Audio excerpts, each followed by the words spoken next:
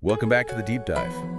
Today we are immersing ourselves in a magnificent, buttery behemoth of holiday tradition, German Christmasstollen. Specifically, the Christstollen or Weihnachtsstollen.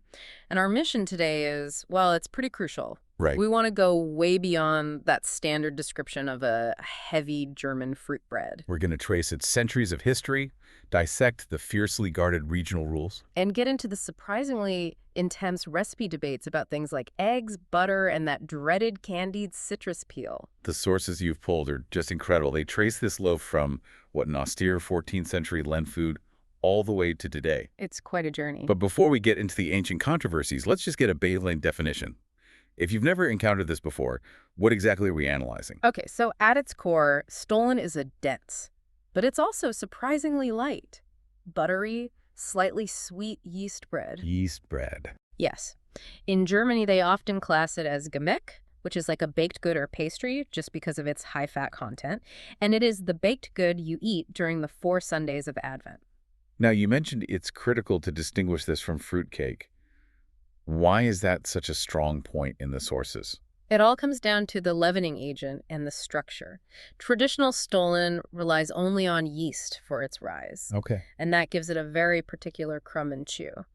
Fruitcake, on the other hand, is, well, it's cake. Usually with baking powder or something. Exactly. Chemical leaveners, eggs. It's just much denser, often stickier. Stollen is fundamentally a work of enriched dough. And visually, it's so recognizable. That oval shape, just draped in powdered sugar, that carries a lot of weight, doesn't it? It does. It's a really beautiful piece of symbolism, actually. How so? The loaf is shaped in that characteristic oblong or oval, and when it's finished with that thick layer of powdered sugar, it's meant to represent the baby Jesus wrapped in swaddling clothes. An edible icon. That's fantastic. Designed specifically for the Christmas season.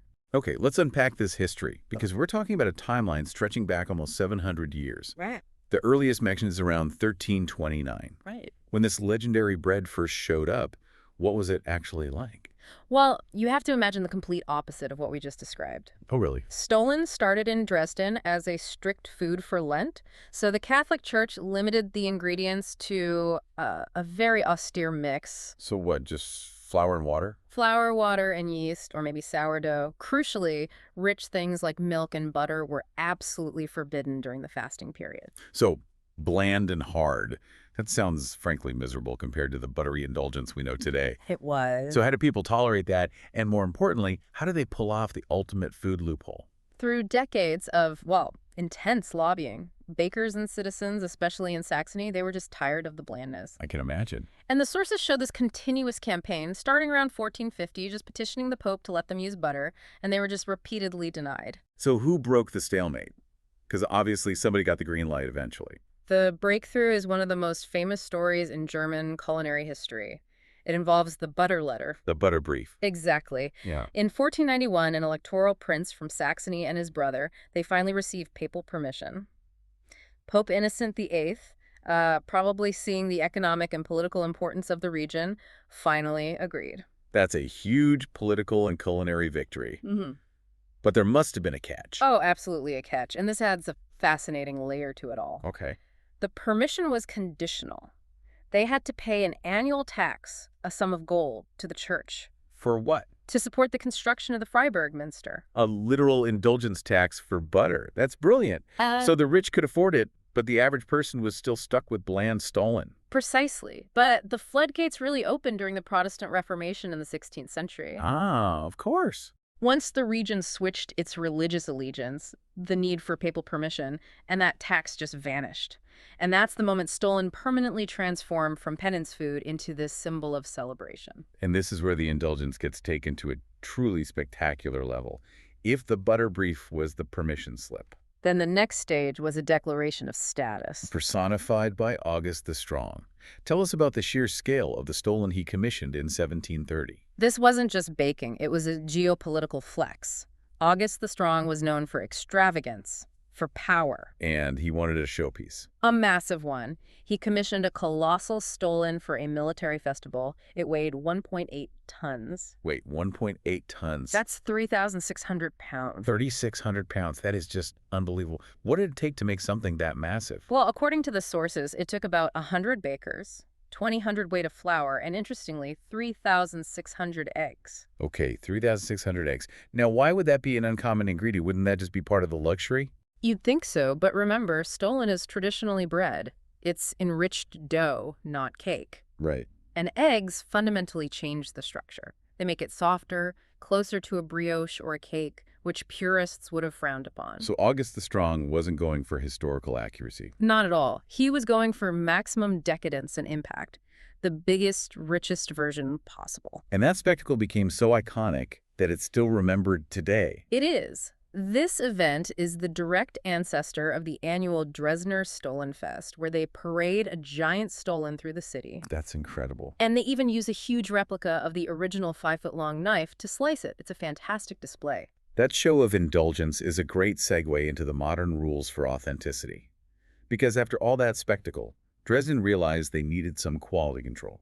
This is serious business now. So let's talk about the official Dresdner Christstollen. The sources make it really clear. That name, Dresdner Christstollen, is legally protected. It's like a protected geographical indication status. So it can only be called that if it's baked in or right around Dresden. Exactly. Yeah. And it's not just where it's baked, but what goes into it. Okay, so what are the key rules to get that official gold seal? They are very, very strict. The Stollen has to have specific minimum amounts of ingredients.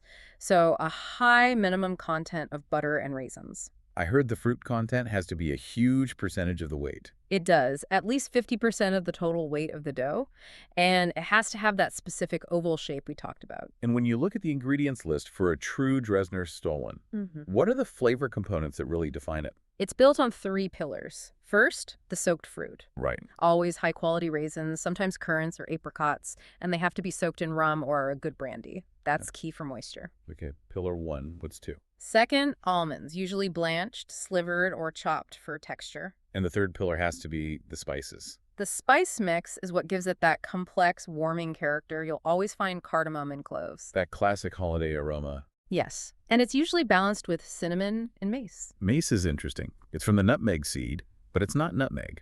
Why mace? It gives a slightly warmer, more delicate spice flavor.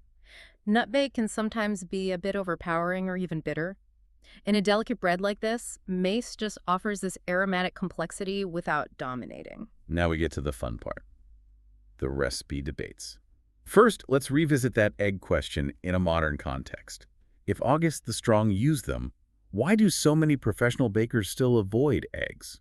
The debate is still pretty intense. Like we said, traditionalists argue Stollen is bread and it should be enriched primarily by fat butter. And eggs change the texture. They fundamentally shift the texture toward a kick-like crumb. It just dilutes the original yeast bread character. So if you're baking outside of Dresden, you have more freedom, but for that classic texture, you skip the egg. Exactly. I mean, lots of home recipes use egg yolks for richness, and that's fine. But for the true heritage of the Christstollen, you omit them. The other big sticking point, the one that causes so much culinary heartbreak, candied citrus peel. Ugh, yes. This is where quality is everything. Our sources are unanimous on this. What do they say? If you use that poor quality store-bought candied peel, you risk ruining the entire loaf. They talk about a bizarre chemical flavor. A soapy artificial bitterness. I think I know what they mean. Yeah, it's not good. So what's the fix for someone who's dedicated to this bake? The strong recommendation is to either make your own candied peel, which is a lot of work, but worth it, or just substitute it entirely. With what? You can get excellent flavor just from fresh lemon and orange zest, or by using other dried fruits like cranberries or apricots. The rum soak already gives you a huge flavor boost anyway. That's great practical advice. Before we look at the mechanics, what about variations? I know people love marzipan Stollen. Oh, the variations are fantastic. Marzipan Stollen is hugely popular with that log of almond paste baked down the center. Delicious. Then you have Stollen, which uses a thick, sweet poppy seed filling. That's a big favorite in Eastern Germany. And quark Stollen, that's a totally different texture, isn't it?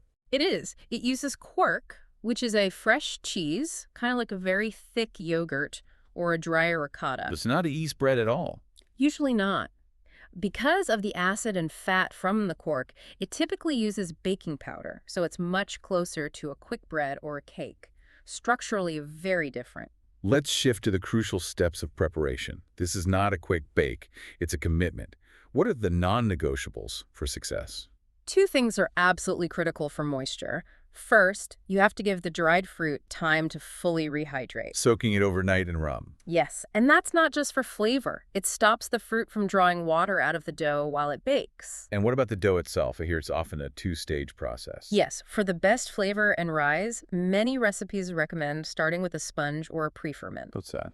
You just mix the yeast with some milk and some of the flour first, let it get bubbly, and then add everything else. It just helps develop complex flavors and gives you a lighter final texture. Once the dough is mixed and proved, which must take a while with all that butter, the shaping is key to get that symbolic look. Right, that swaddling clothes visual. So how do you get that characteristic shape?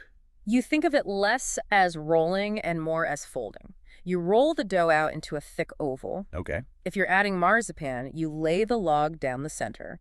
Then you just fold one long side over the middle, which creates that elevated ridge running down the center. I saw a great professional tip in the sources about avoiding burning the fruit. Oh, this is vital.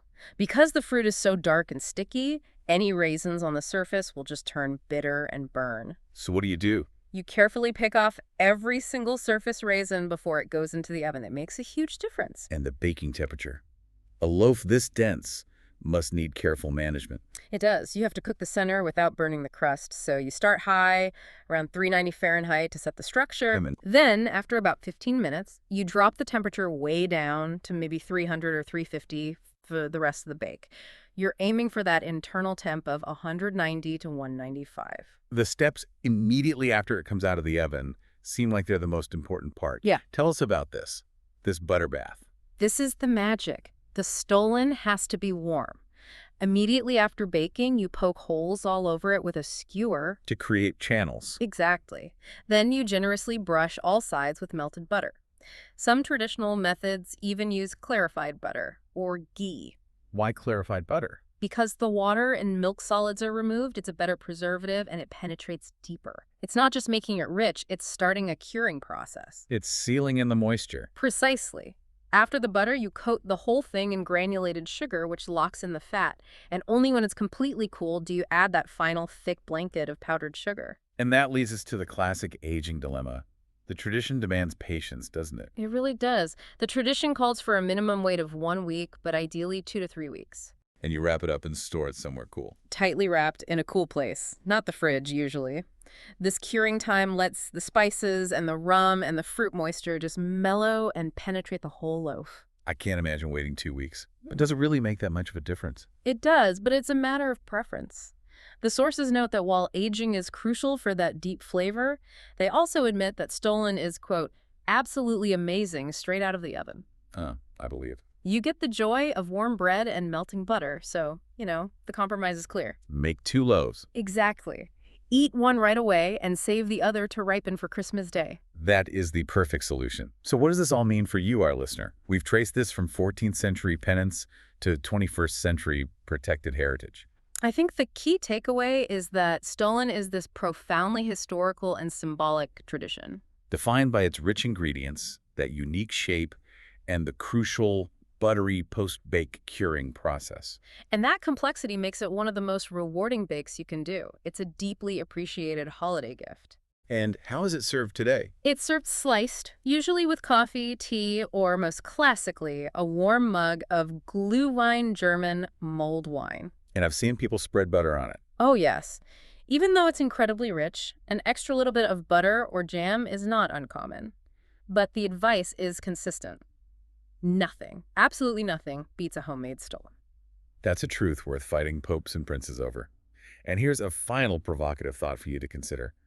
Given that the entire evolution of Stollen, the very reason it's so rich and delicious, stems from centuries of circumventing rules. Starting with that prohibition on butter during Lent. How much of our modern celebration of Christmas is fundamentally about giving ourselves permission to indulge?